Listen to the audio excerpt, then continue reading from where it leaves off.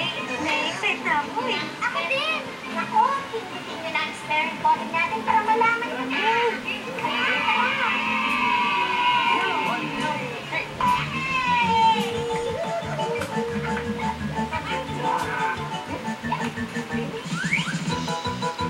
Hi everyone! Ako si Lightning Luis and welcome to the fun and crazy world of Mad Science. Ngayon, ang ating experiment ay tatawagin nating chicken in a cup. Parang noodles siya nga.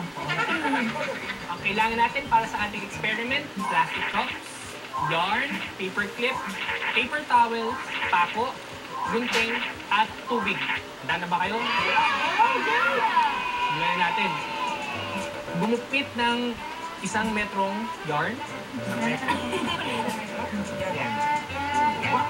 Ngayon, bumili kayo ng tulong sa mga nakakatanda para mabutasan yung ilalim na part sa gitna gamit ang pako.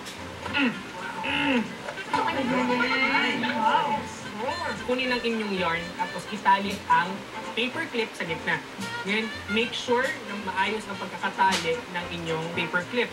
Ngayon, yung kabilang dulo ng inyong yarn, ipasok sa ating plastic cup. Tapos, hilahin siya. Ayun. Yan. Kumuha naman ng paper towel at iklupin ito. Tapos basain natin sa tubig. Handa na ba kayo makarinig ang tunog ng manok? Ngayon, hawakan ang paper cup.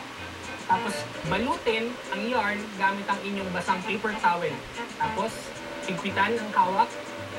Tapos, dahan-dahang hilahin.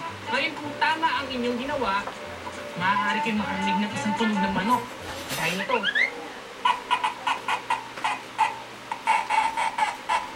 One, two.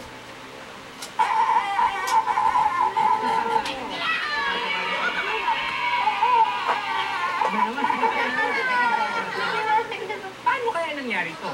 Kapag hinihinga natin yung yarn gamit ang tissue paper, ay gumagawa siya ng tunog. Ngayon, kung wala ang paper cup, hindi natin ito maririnig. Yung paper cup, ina-amplify niya yung tunog. Ngayon, yung konseptong to ay katulad din yung ginagamit sa piano.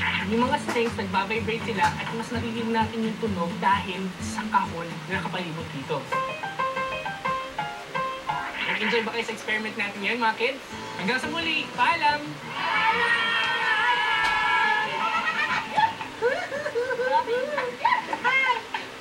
Sa pagbabalik ng Tropang Pachi, iba't ibang trabaho, nasubukan ni Carter